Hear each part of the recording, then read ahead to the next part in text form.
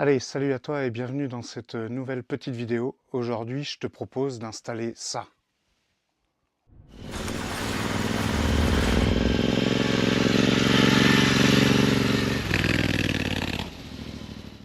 Donc oui, aujourd'hui, je te propose d'installer l'échappement Red Rooster Performance. Je te l'avais expliqué, j'aime cette marque, je l'ai installée sur l'Intercept Dog au niveau des collecteurs et je trouve que c'est de la très bonne qualité pour un prix plus que correct. Donc on va regarder tout ce qu'il y a dans le carton et puis on va passer à l'installation sur la Meteor 350. À réception de l'échappement, qu'est-ce que tu vas recevoir? Déjà, il faut savoir que c'est le Polestar Pro de chez Red Rooster Performance. Voilà.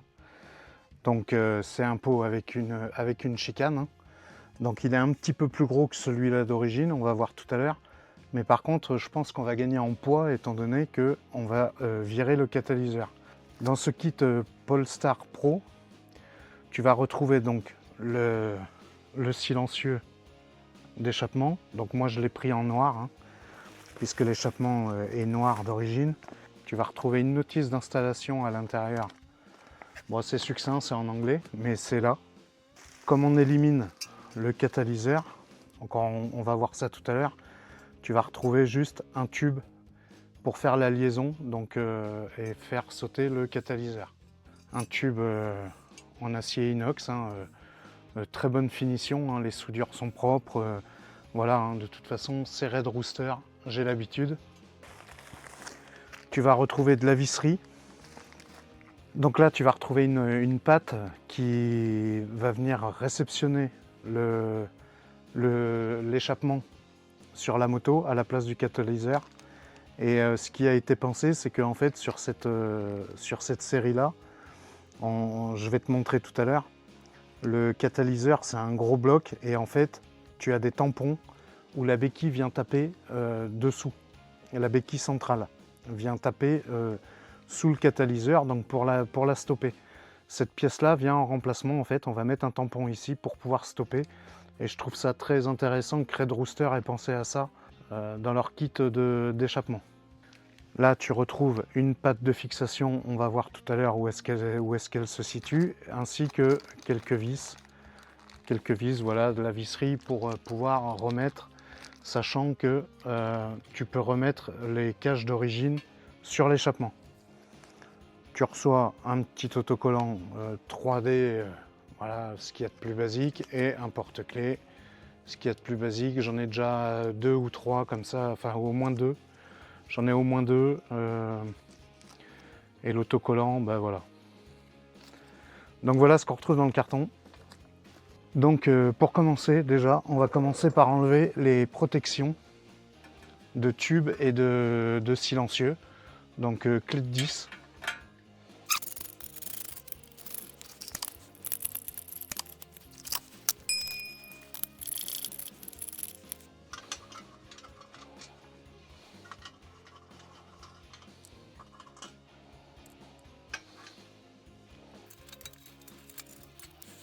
Donc déjà, les 6 vis que tu vois ici ont toutes la même dimension. Donc pas de surprise, pas de quoi se tromper.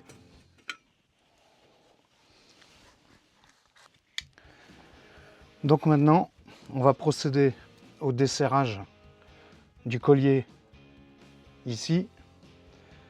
Là, au niveau du catalyseur ici, on va le défaire, on va défaire le cache du catalyseur et on va desserrer le collier qui se trouve ici. Voilà.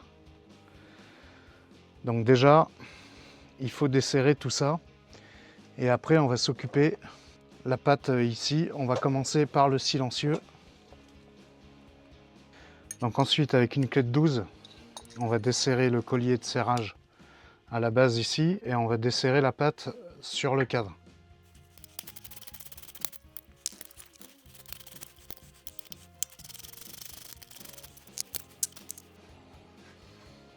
Voilà. Donc ceci étant fait, on se rend compte que on a le joint en graphite à l'intérieur et l'échappement qui est là. Donc on va pouvoir désolidariser tant qu'on y est la patte qui se trouve à l'arrière. Voilà, on va la laisser là. Comme ceci, et le silencieux d'origine, c'est bon. Donc on va procéder au desserrage du collier à l'avant. Le collier est desserré. On va pouvoir s'attaquer au catalyseur ici. Donc l'avantage, c'est qu'on est tout en clé de 12.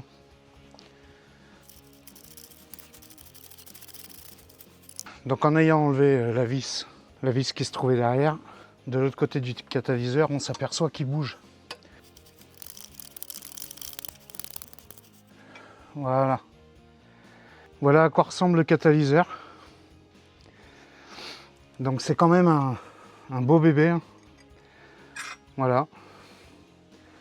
Donc facile à enlever.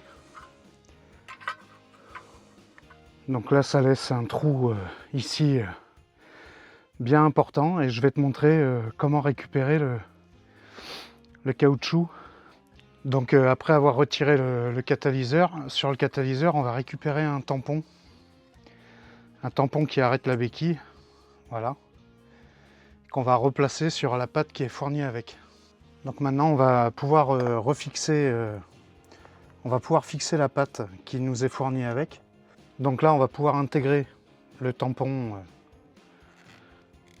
qu'on vient de récupérer. On peut l'intégrer sur la patte ici. Bien le faire rentrer. Hein. Donc on va prendre l'ancienne vis et on va mettre un écrou avec un stop derrière. On va venir le serrer modérément en attendant qu'on puisse tout fixer. Voilà. Donc ensuite on va pouvoir commencer à insérer le premier tube. Et on va pouvoir y mettre la visserie fournie, donc toujours avec un peu de frein filet. Pour le moment, on ne serre strictement rien. Là maintenant, dessous, on va pouvoir insérer la seconde patte. Voilà, donc on ne serre à rien définitivement. On attend que tout soit en place avant de tout verrouiller. Donc la première partie c'est bon. Donc là on voit, donc j'ai fixé le tube, il y a la vis dessous, mais pour le moment j'ai rien serré, hein. Rien n'est serré. Ici rien n'est serré non plus. Hein. Là j'ai juste mis au contact, hein. Si tu regardes il y a tout qui bouge. Et maintenant il ne nous reste plus qu'à mettre le silencieux, donc on va remettre la patte ici sur le silencieux et après on peut mettre le silencieux sur la moto.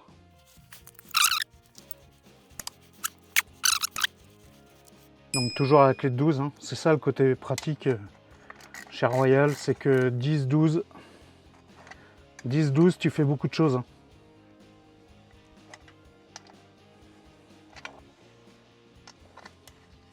Donc on reprend la visserie d'origine ici. Là on rentre dans le tube. Voilà.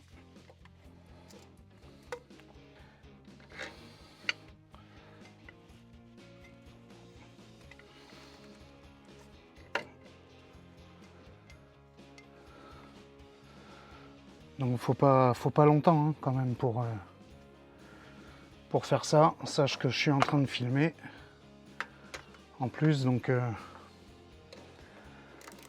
tu vois bien. Donc ici on peut verrouiller définitif. Hein.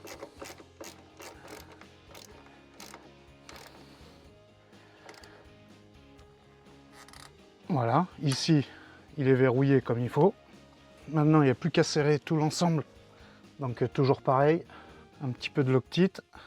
À partir de là, on va pouvoir tout verrouiller en remontant comme ça. Voilà, sachant que là, normalement, tout est fixe, plus rien ne bouge. Donc on va partir de là, on va faire la patte ici, on va faire l'écrou ici, et on va verrouiller ici, et terminer. On remet le cache ici. Donc reste jusqu'au bout, hein, parce qu'à la fin, il y a une petite surprise. Hein. Donc reste jusqu'au bout de la vidéo.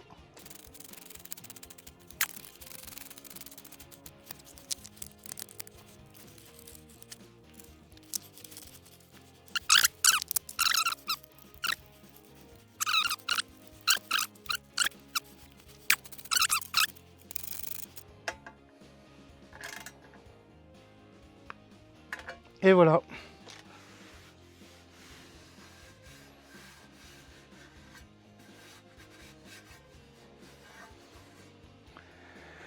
Et voilà ce que ça donne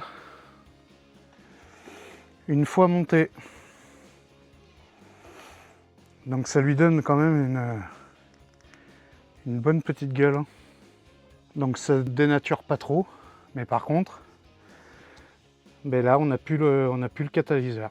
Donc c'est exactement ce que je voulais pour cette moto. Donc je te remets l'échappement d'origine à côté. Donc tu peux voir quand même que le Red Rooster est légèrement plus gros. Par contre, eh ben, vu qu'on a éliminé le catalyseur et tout ça, au niveau du poids, déjà on a gagné facilement 4 à 5 kg. Et même en longueur, il est un peu plus court le Red Rooster. Et moi je préfère. Donc voilà ce que je pouvais te dire sur l'installation de l'échappement Red Rooster. Je te mets le lien d'achat là où je l'ai trouvé, comme ça tu galères pas. Si vraiment ça t'intéresse, tu pourras trouver le même que moi dans la description. J'ai trouvé sur eBay, je te partage le lien.